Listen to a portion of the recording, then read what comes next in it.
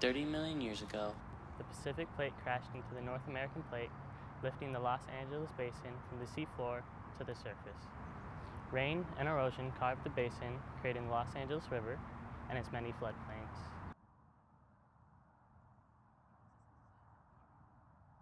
12,000 years ago, thousands of Chumash, Quiche, and Tataviam peoples lived along the river and thrived from its abundant nature and natural healing properties.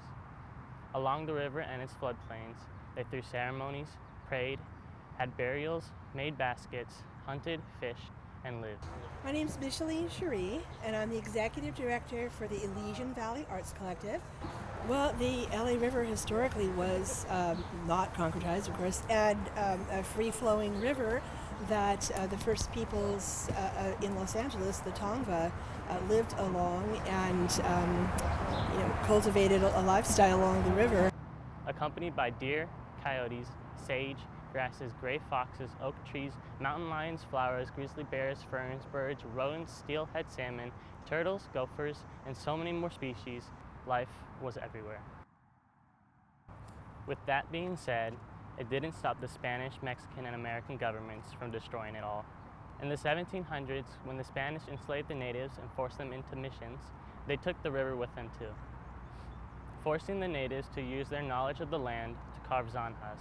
Zanjas are waterway ditches used for drinking, agriculture, and bathing. Madre Zanja, the first ever zanja, diverted water from the Los Angeles River to what is now Chinatown. In 1821, Mexican independence marked a new day for the Los Angeles River and its inhabitants. Unfortunately, it wasn't a good one. Once the mission system was thrown out, the land, people, and zanjas were privatized. As the city grew, certain groups of people were favored over the other, and water became more expensive, more polluted, and less accessible. Not long after, America stole California. Along with it came the Los Angeles River.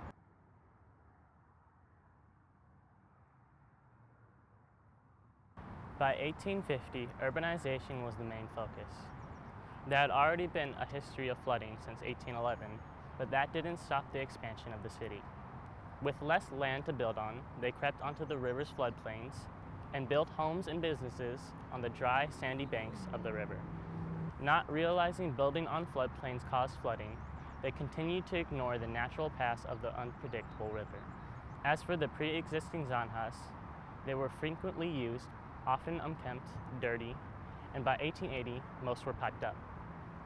From the period of 1811 to 1937, Los Angeles experienced floods that damaged the surroundings of the river. To the Los Angeles residents, the natural beast was a nuisance.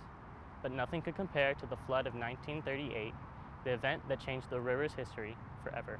The river was known to flood periodically, and the last time that it flooded that caused a great deal of damage was in 1938.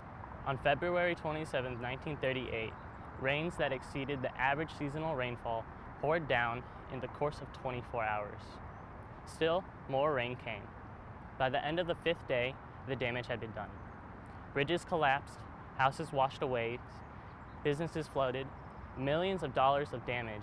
The fury of the water took everything that lay in its path. Railway bridges and houses collapse while you sit and watch this superfill. And the death of 144 people. To the Los Angeles residents, this was the breaking point, and a call to action was decided. Multiple plans were up on the table. Nevertheless, concretization was chosen, and the following year, the destruction of the river began. The Army Corps of Engineers designed the plan that channelized the river. They removed the natural vegetation, its natural shape, added concrete to control the flooding problem. It was a triumph in the sense of engineering work, but a loss in the respect of the natural landscape surrounding inhabitants and its cultural ties.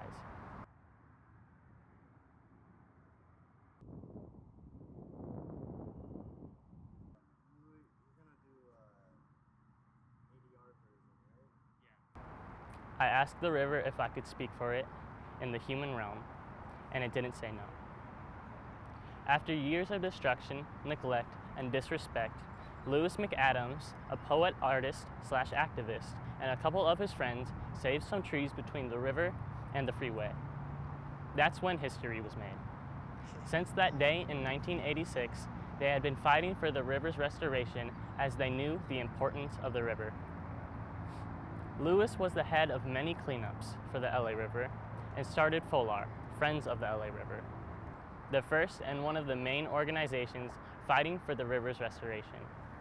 With 34 years of fighting to his name, a park alongside the river was renamed after him, and a statue was put up of him to honor all of his hard work and love for the river. In an unfinished memoir by Lewis, he said, "When steelhead trout return to the LA River, our work here is done." Lewis McAdams passed away at the age of 75 on April 21st, 2020. Though Lewis McAdams is not with us today, people have carried his vision and his love for the river with them. As for the river, some major projects are in the works right now. The main project is to establish the G2 Taylor Yard as a riverside park, restoring a part of the riverbank to its natural state. So good morning, my name is Brian Baldoff. I'm the Chief of Watershed Planning. I work at a park agency called the Mountains Recreation and Conservation Authority, MRCA. So I work on master planning projects upstream and then implementing actual projects like new parks. So one of the projects I'm working on at the MRCA is at Taylor Yard. And so Taylor Yard, we're looking at it right now. I'm standing here looking at the other side of the river, and that is part of Taylor Yard. It was a historic rail yard that was for almost 100 years. It's publicly owned. It's owned by 3 different agencies: the City of Los Angeles, California State Parks, and the MRCA.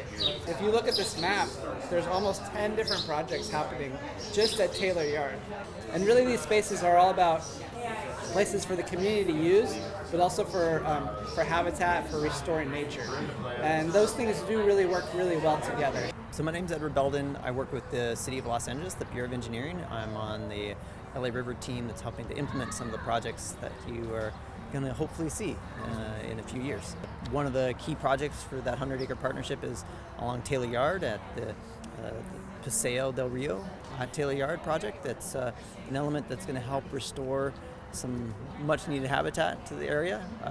And that's part of a larger project as well, the LA River Ecosystem Restoration Project, which is a joint effort between the City of Los Angeles and the U.S. Army Corps of Engineers. And that's 11 miles long, and it's going to kick off in many ways with this portion here at Taylor Yard that we're looking at with the city right now. There is one chance to restore a part of the river back into a natural floodbed and expand on park space, habitat space, and is a forward-thinking project on getting the river back to its once former glory. There is a LA River master plan that plans on making an open space along the 51-mile river. This is just one important step to concrete the future of the LA River in a better way.